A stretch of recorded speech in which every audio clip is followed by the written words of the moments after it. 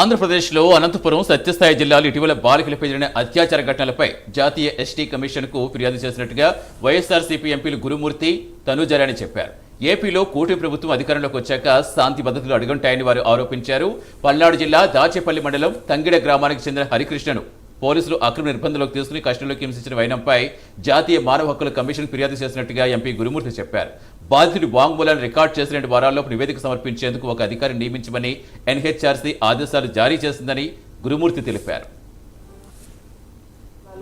ఒక అమ్మాయి, అలాగే అనంతపూర్ జిల్లాలో ఒక అమ్మాయి, ఎస్సీ ఎస్టీ కమ్యూనిటీకి సంబంధించినటువంటి ఈ అమ్మాయిల మీద ఆగంతకులు అత్యాచారం చేసి ఒకరినైతే చంపేయడం జరిగింది. ఒక పాప మీద అయితే అత్యంత పాశవికంగా 15 మంది టీడీపీకి సంబంధించినటువంటి నాయకులు అత్యాచారం చేసి అమ్మాయి జీవితాన్ని నాశనం చేయడం జరిగింది.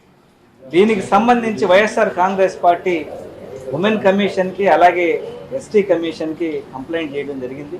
ఖచ్చితంగా ఎస్టీ కమిషన్ చైర్మన్ గారు అయితే ఖచ్చితంగా దీని మీద కఠినమైనటువంటి చర్యలు తీసుకోవాలని సంబంధిత అధికారులకు కోరతామని ఈరోజు స్పష్టం చేయడం జరిగింది.